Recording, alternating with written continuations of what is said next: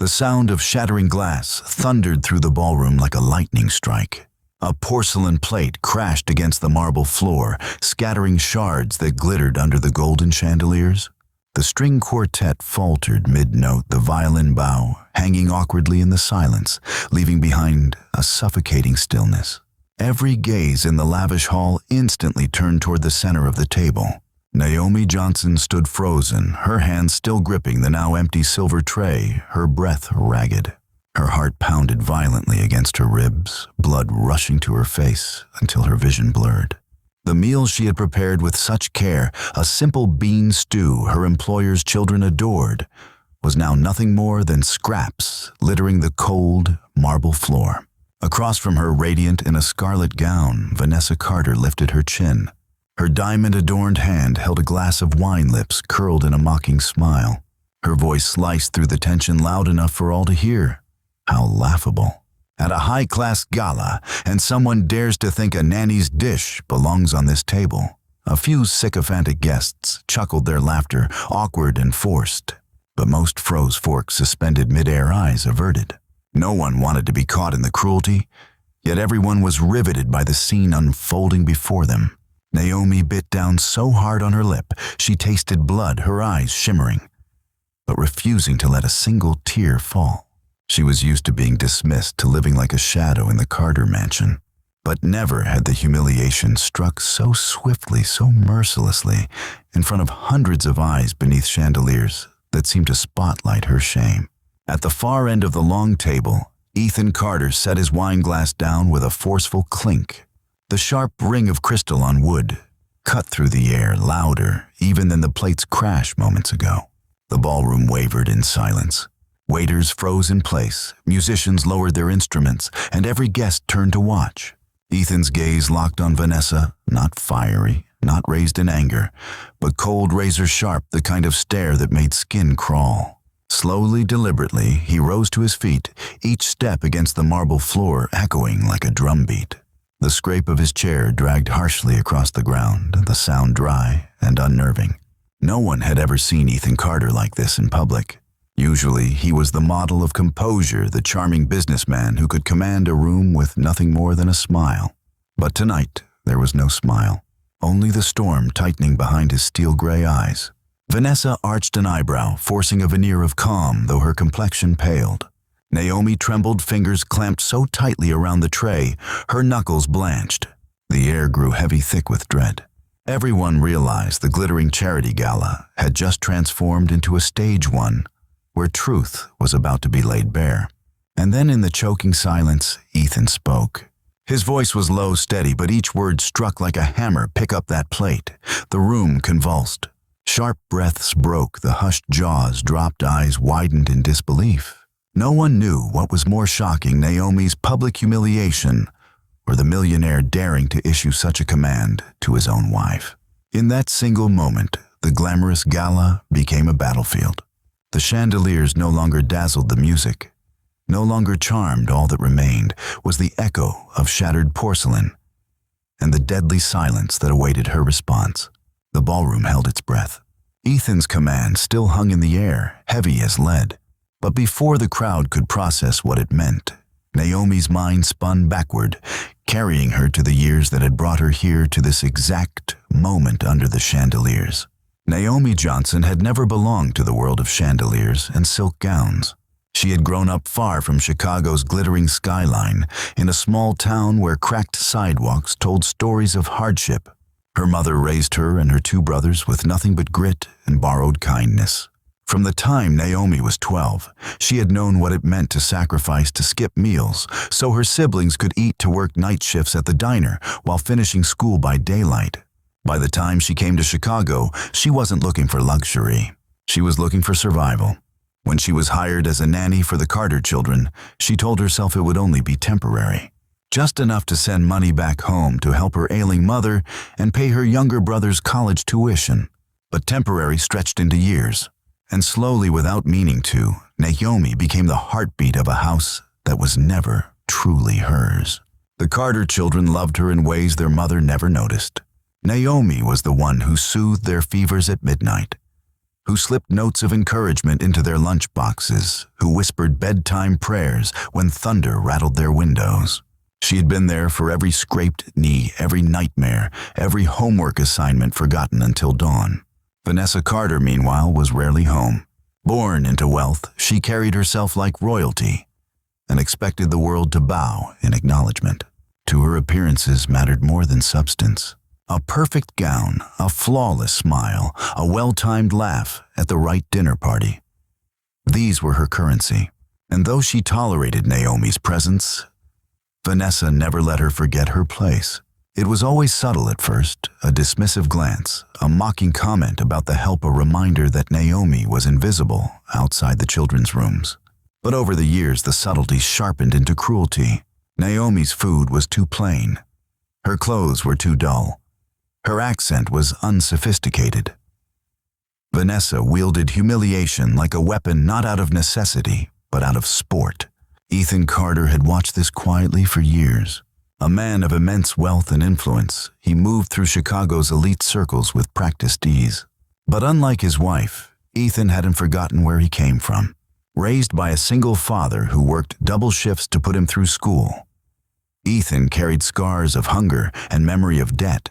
It was why, though his suits were tailored and his watch worth more than some houses, he never looked down on those who worked to survive. Naomi reminded him of that past, not in a romantic way, but in a way that anchored him. She represented resilience, dignity, in silent sacrifice without applause. He saw how she carried burdens greater than anyone suspected, yet still managed to smile at his children, as if the world hadn't already demanded everything from her. Tonight, as Vanessa shattered Naomi's dignity with a plate of food, Ethan could no longer stay silent. Years of swallowed words had reached their breaking point. Around the ballroom, the guests shifted uneasily, sensing that what they were witnessing was not a simple spat between husband and wife, but the eruption of years of hidden tension. They didn't know Naomi's story, not yet, but Ethan did, and the storm gathering behind his eyes promised that before the night ended, they would all hear it. Naomi stood rooted in place, trembling, the silver tray pressed tight against her chest. In the echoes of her memories, she heard her mother's voice. "Dignity is survival, Naomi. No matter how they look at you, stand tall." But standing tall tonight felt impossible. Not with shards of porcelain at her feet, not with laughter still ringing in her ears. Then she glanced toward Ethan. His gaze never wavered, steady, sharp, unflinching. And in that gaze, Naomi felt for the first time in years that maybe she wasn't entirely alone. The marble floor glistened with shards, but it was not the broken porcelain that pierced the room, it was the silence. Every guest held their breath, eyes darting between the millionaire, his wife, and the trembling nanny who stood like a statue at the center of it all. Vanessa Carter broke the pause first. She lifted her glass as though nothing had happened, her laughter brittle sharp. "Darling, don't be absurd," she scoffed, voice pitched just high enough to carry. "It's just a bit of food. Honestly, you're embarrassing yourself." Her tone dripped with dismissal, but there was a tremor beneath it, a flicker of unease she could not mask. Ethan did not sit down. He did not smile. He only repeated, his voice lower, colder pick. Up." A collective gasp rippled through the room. Forks clattered against plates. One of the mayor's aides nearly dropped his drink. This was no jest. Ethan Carter was serious, deadly serious. Vanessa's painted smile faltered. She glanced at the faces around the table, searching for support. But the guests had already shifted their loyalty, hesitant, their admiration for her husband, outweighing their sympathy for her pride. Naomi clutched the tray tighter, wishing she could vanish into the marble floor. Her ears burned as whispers rose from every corner. Did he just order her to, in front of everyone? My God. The words swirled heavy with shock. To them, Naomi was no longer invisible. She had become the center of the night's greatest scandal. Vanessa's cheeks flushed red fury, simmering beneath her perfect exterior. She leaned forward, her voice sharp as glass. "You're making a scene over what? A plate of food. This is ridiculous." Ethan stepped closer, his shadow stretching long across the marble. His voice was steady, deliberate. "No, Vanessa, you made the scene. You chose cruelty over dignity. And in this house, in this family, respect is not optional." The words struck like thunder. A murmur of agreement stirred at the tables. Guests glanced at Naomi, then back at Vanessa, as if measuring the worth of both women in that moment. And for the first time in years, Vanessa Carter, queen of Chicago's social circles, felt her grip on the spotlight slipping. Naomi's throat tightened. She stared down at the shards of porcelain, her hands trembling so hard, the tray rattled against her chest. She had endured Vanessa's taunts for years, always in silence, always out of sight. But now every pair of eyes was on her, pinning her in place. Vanessa's voice rose desperate, brittle. "She's nothing, Ethan. Nothing but hired help. And you humiliate me for her." The words echoed through the high ceilings like a slap. Naomi's knees weakened, and for a moment she thought she might collapse. The sting cut deeper than the laughter, deeper than the broken plate. To Vanessa, she truly was nothing. Gasps spread through the crowd. Some guests shook their heads in disapproval. Others whispered furiously behind manicured hands. Even those who had once admired Vanessa recoiled at her venom. Ethan's jaw clenched, his presence towering without moving an inch. His silence stretched unbearable until he finally spoke. His voice was ice. "Be very careful, Vanessa. One more word against her, and you'll be the one packing your bags tomorrow morning. Divorce papers on the table. Do you understand me?" The ballroom erupted in shock. A woman near the front dropped her napkin. A businessman at the bar muttered under his breath. He said, "Divorce." The mighty Vanessa Carter, who had commanded every room she entered now, stood pale and speechless, her lips parting, but no sound emerging. Naomi's eyes widened, tears shimmering at the edges. For the first time in her life, someone had spoken for her, not behind closed doors, not in whispers, but out loud in the spotlight, in front of everyone who had ever overlooked her. The orchestra remained frozen. The chandeliers seemed to tremble with the tension. Guests leaned forward in their seats, breathless, as if waiting for the next blow. In a duel they hadn't realized they had been invited to witness. Vanessa slammed her glass onto the table. Red wine splashed over the linen, spreading like blood across snow. "You humiliate me for her for a nanny." Her fury reverberated through the hall, but the words only deepened the fissure. Guests recoiled. A woman in pearls shook her head, whispering, "Ugly, just ugly." At the center of it all, Naomi stood trembling, her heart racing. The shards at her feet gleamed like sharp reminders. Dignity shattered is still dignity.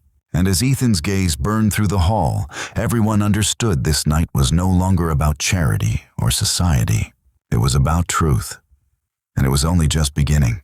The red wine bled across the pristine linen, a spreading stain that mirrored the unraveling facade of perfection. Guests whispered their voices, carrying like sparks across dry kindling.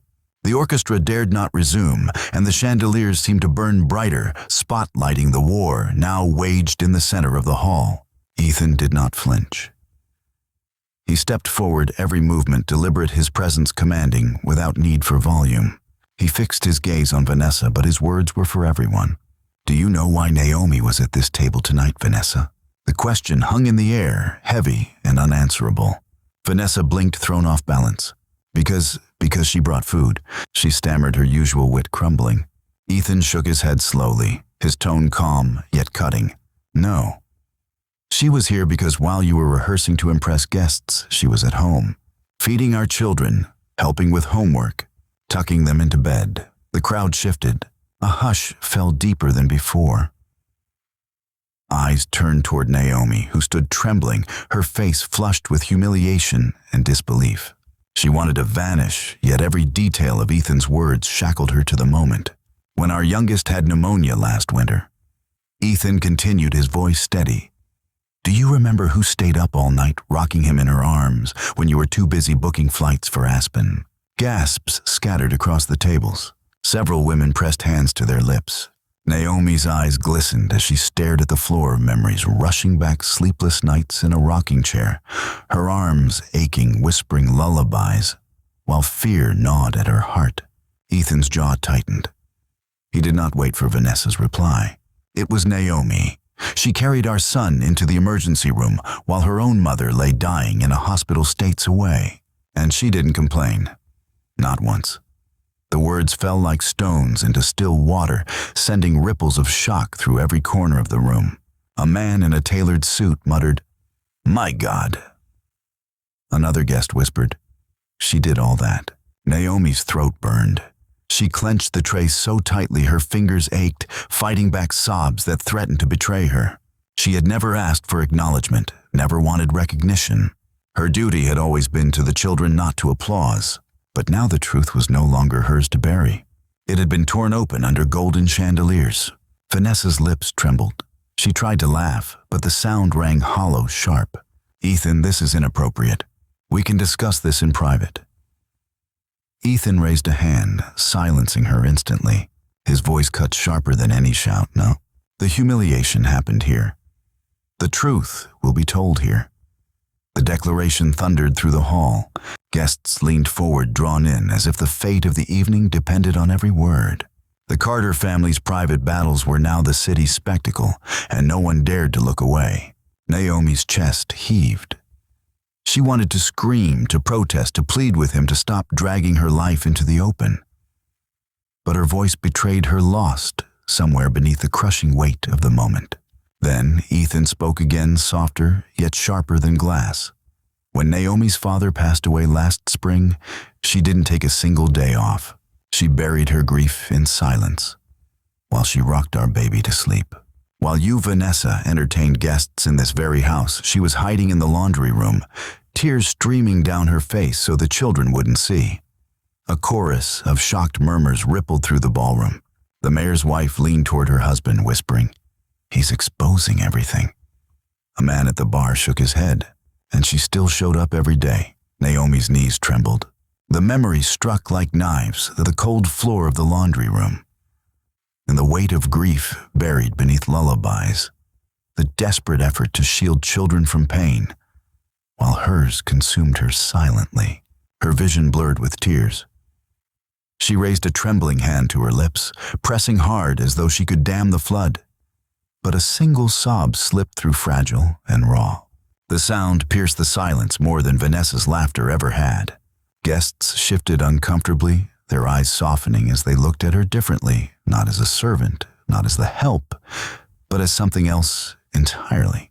A woman carrying burdens heavier than most could bear with more dignity than many in the room combined. Vanessa's face twisted, desperation creeping in. Her once flawless poise had cracked. She hissed, voice cracking, "This is absurd.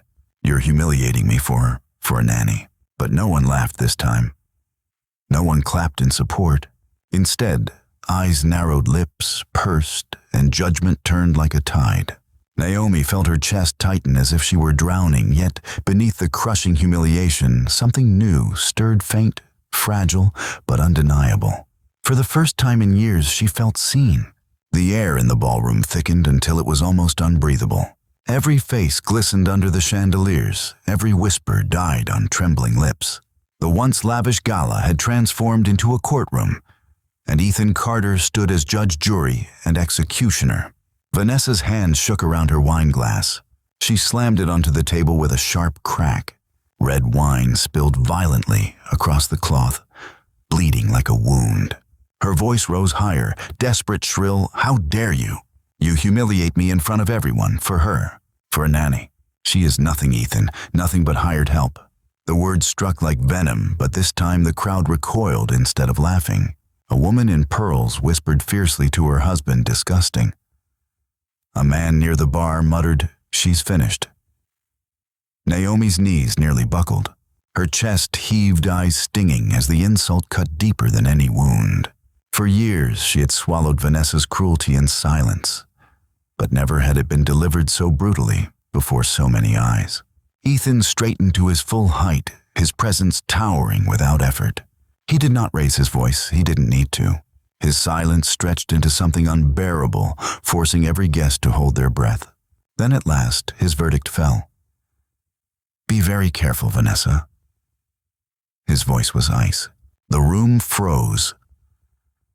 "One more word against her, and you will be the one packing your bags tomorrow morning." Divorce papers on the table. "Do you understand me?" Gasps exploded like fireworks. A fork clattered onto a plate, someone dropped a napkin. The mayor's wife grabbed her husband's arm, whispering in disbelief. He said divorce. Vanessa's face drained of color. The queen of Chicago's social circles, the woman who had reigned over galas and charity events for years, suddenly looked small. Her lips quivered, but no words came. Ethan didn't stop. His eyes hard as steel swept the room before returning to her. Naomi has been more of a mother to our children than you have ever tried to be. If you cannot see that, then maybe you don't belong in this family at all.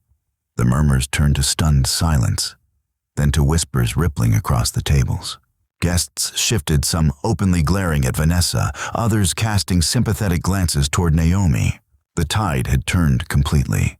Naomi's chest rose and fell rapidly, her trembling hands clutching the tray. She had never wanted to be seen, never wanted to be the center of attention. But now, with every eye fixed on her, she could no longer hide. Her lips parted, her voice breaking as it slipped free. I never wanted to be seen tonight. The words were soft, fragile, but in the silence they rang louder than Vanessa's screams. Tears slipped down her cheeks as she swallowed hard. I only came to make sure the children had food they liked. That's all. Her voice cracked, raw and unpolished, yet undeniable. But I can't pretend it doesn't hurt. Every day, I give everything I have. And every day, someone reminds me, I'm not enough. A soft sob broke from her chest, shattering the last of her restraint. The room rippled with gasps. Some guests dabbed their eyes with napkins, others bowed their heads in shame. A man in a tuxedo whispered near the bar, more dignity in her than half this room combined. A woman in sequins leaned toward her friend, her voice trembling. She's telling the truth. You can see it in her eyes. Vanessa's painted mask crumbled. Her fists tightened, her breath came in harsh bursts. She hissed, her voice desperate and venomous. You've all been fooled. She's not a saint. She's a manipulator worming her way into families, into men's hearts, pretending she cares when all she wants is power. The accusations dripped like poison. But this time the crowd did not recoil from Naomi. They recoiled from Vanessa. Faces hardened with contempt. Some guests turned away entirely. Others shook their heads, disgust etched in every glance. Ethan moved slowly, deliberately. He walked around the long banquet table until he stood between his wife and Naomi. His presence loomed steady and immovable, a wall of protection. His voice was quiet, but each word cut like a blade. Do you realize what you just said? You've exposed yourself, your cruelty, your prejudice. And you've done it in front of every partner, every donor, every friend in this room. Vanessa's eyes darted wildly, searching the crowd for support. None came. Every face stared back, cold, condemning, unyielding. Ethan stepped closer, his final words a hammer against the silence. Worst of all, you've exposed yourself to our children. They see who tucks them in at night, who comforts them when they're afraid, who loves them without condition. And it's not you, Vanessa. A hush swept the hall heavier than stone. Vanessa staggered back a step, her face pale, her body trembling. For the first time in her life, the queen of Chicago society stood dethroned, small, powerless, and utterly alone. The silence that followed was unbearable, electric. And then, softly at first, it began the sound of hands meeting hands, one then another. Applause. It spread like fire through the ballroom until the chandeliers themselves seemed to tremble with it. Guests rose to their feet, clapping for the woman who had endured in silence, for the nanny who had given everything. Naomi stood frozen, her tear-streaked face glowing in the golden light. For years she had been invisible, nothing but whispers in the background. Now the entire room honored her instead of pitying her. And beside her, Ethan Carter stood unshaken, the storm behind his eyes finally spent, but his resolve carved into stone. The applause thundered, echoing off the vaulted ceilings, but Ethan lifted a hand, and the sound softened, fading into an expectant hush. Every eye turned back to him, every breath caught in anticipation. He wasn't finished. His gaze swept the ballroom steady and deliberate before resting on Naomi. His voice carried the weight of truth, low, resonant, impossible to ignore. You clap for her now. But do you know what she has endured in silence to keep this family together? The applause died completely. The chandeliers flickered in the stillness, as if the building itself leaned closer to listen. Naomi's breath caught. She wanted to beg him not to continue, not to expose the parts of her she had fought so hard to keep hidden. But Ethan's words pressed forward, unstoppable. When Naomi's father passed away last spring, he said, his voice tightening. She didn't take a single day off. She rocked our baby to sleep while burying her grief in silence. While Vanessa entertained guests in this very house, Naomi cried alone in the laundry room, hiding her tears so the children wouldn't see. Gasps rippled through the crowd. A woman in pearls pressed a hand to her mouth. A man near the back muttered, "Dear God." Naomi's vision blurred. The memory tore through her chest, her father's funeral miles away. The weight of regret for not being there. The silent sobs muffled into laundry piles, while upstairs the house roared with laughter and champagne. Her shoulders shook as she covered her face with trembling hands. For years she had carried that grief alone, invisible. And now, under golden chandeliers, her pain was no longer a secret. But Ethan wasn't done.